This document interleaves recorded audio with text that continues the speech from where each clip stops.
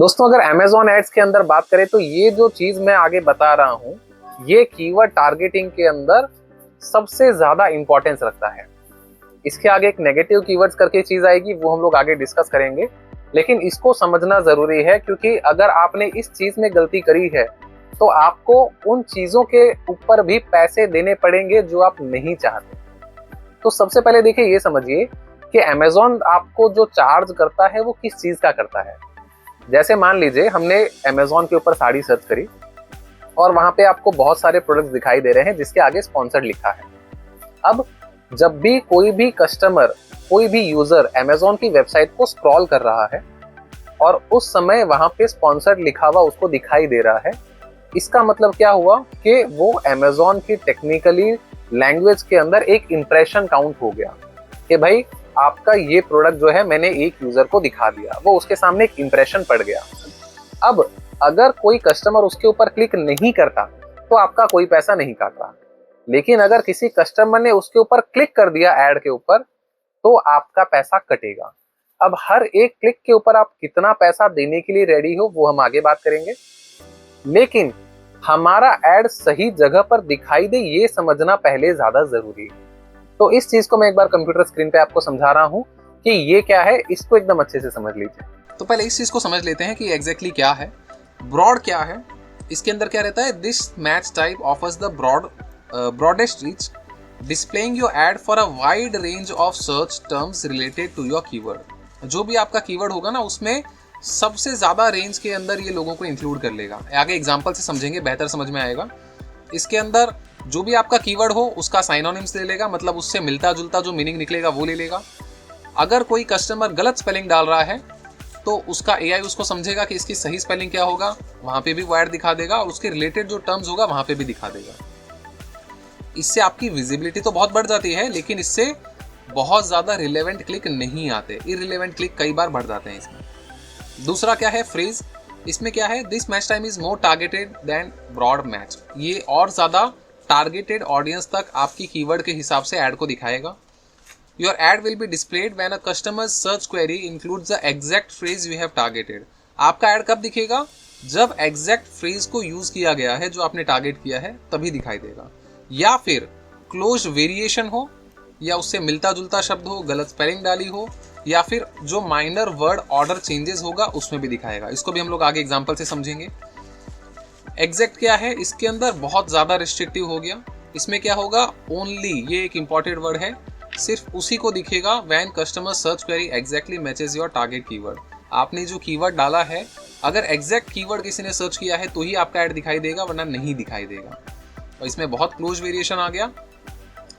इसमें क्या है, जनरली आपको बहुत ज़्यादा रिलेवेंट क्लिक मिलता है लेकिन आपका क्लिक का पैसा ज़्यादा खर्च होगा, और यहाँ पे आपकी जो ओवरऑल रीच होगी वो बहुत कम लोगों को होगी, क्योंकि आपने जो कीवर्ड डाला है ज़रूरी नहीं है कि लोग उसी कीवर्ड पे सर्च करें एग्जैक्टली। अब यहाँ पे मैंने एक एग्जाम्पल लिया है इसको समझने के लिए कि ये किस तरीके से काम कर रहा है, तो इसको मैं एक बार बोल्ड कर रहा हूँ। मान लो ये मेरा कीवर्ड है। मेरा कीवर्ड मैंने क्या टारगेट किया कि भाई मैं साड़ी बेच रहा हूँ और मेरी साड़ी का ये कीवर्ड मैं चाहता हूं कि ये कीवर्ड अगर कोई डाले तो लोगों को दिखाई दे। सॉफ्ट लीची सिल्क साड़ी अंडर 800। अब ये मैंने किस बेसिस पे डिसाइड किया, पहला कि मेरा जो फैब्रिक है वो कैसा है, लीची सिल्क का है, उसकी फीलिंग्स कैसी है, सॉफ्ट फीलिंग है, और उसकी प्राइसिंग क्या है, 800 के अंदर है। कीवर्ड हम लोग इसके अलावा और भी बहुत सारे ढूंढ सकते हैं, वो हम लोग कैसे ढूंढेंगे वो भी हम लोग आगे देखने वाले हैं कि कीवर्ड हमें और ढूंढना कैसे है इसके रिलेटेड।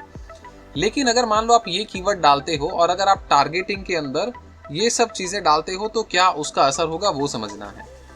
तो अब देखिए, अगर आप इस कीवर्ड को ऐड में यूज करते हो और अगर आप ब्रॉड टारगेटिंग यूज करते हो तो क्या होगा। आपने कीवर्ड क्या डाला, सॉफ्ट लीची सिल्क साड़ी।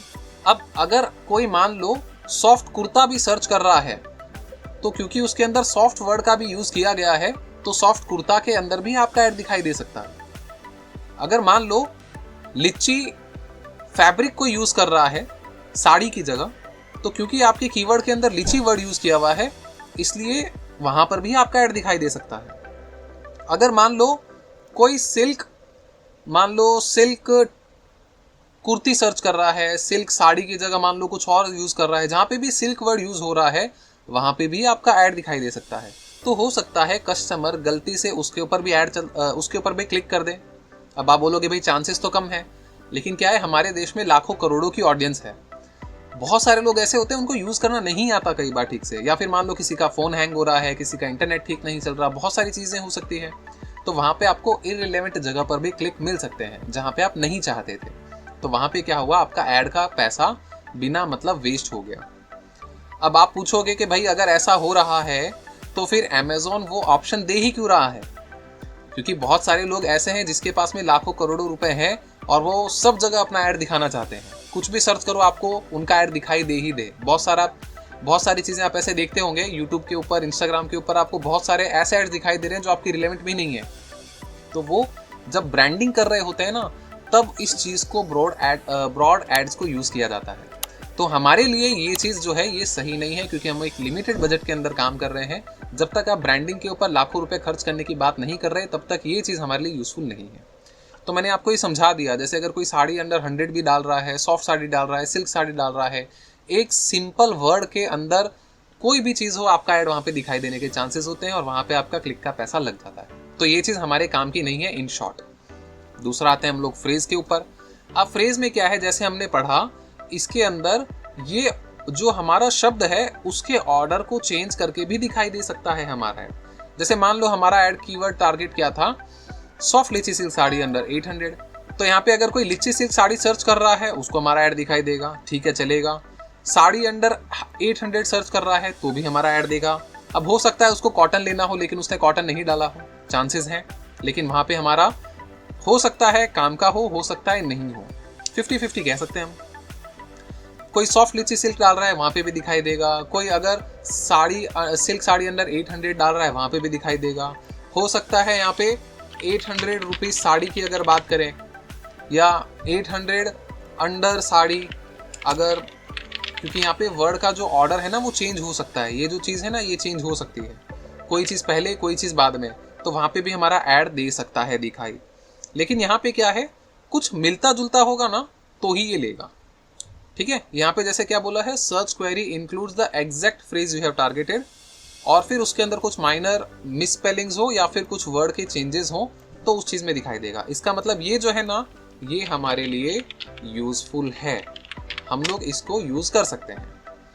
अब एग्जैक्ट के अंदर क्या हो गया, अगर मैंने ये कीवर्ड डाला है तो अगर कोई ये कीवर्ड सर्च करेगा सॉफ्ट लिची सिल्क साड़ी अंडर 800 तो ही मेरा ऐड दिखाई देगा। अगर उसने 800 भी नहीं डाला तो भी नहीं दिखेगा, अंडर नहीं डाला तो भी नहीं दिखेगा। मतलब आप समझ रहे हैं कि ऑलमोस्ट इसके अंदर सारी चीज़ें जो भी इररिलेवेंट थी वो हमने हटा दी। तो हम लोग एग्जैक्ट वाला जो कीवर्ड टारगेटिंग है वो कब यूज़ करेंगे, जब हमें पता है कि सर्च टर्म्स क्या चल रहे हैं अमेज़ॉन के ऊपर और इस कीवर्ड के ऊपर मेरा प्रोडक्ट मैच करता है, तभी मैं एग्जैक्ट के ऊपर आऊँगा। अदरवाइज मैं मोस्टली जो मेरा ऐड यूज़ करूँगा वो फ्रेज के ऊपर करूँगा। तो ये हमारे लिए सबसे ज़्यादा यूजफुल रहा। अब इसके अंदर कीवर्ड को कैसे ढूंढना है या इस प्रोडक्ट के ऊपर कीवर्ड कैसे रिलेवेंट हो सकते हैं वो हम लोग नेक्स्ट वीडियो के अंदर बात करते हैं।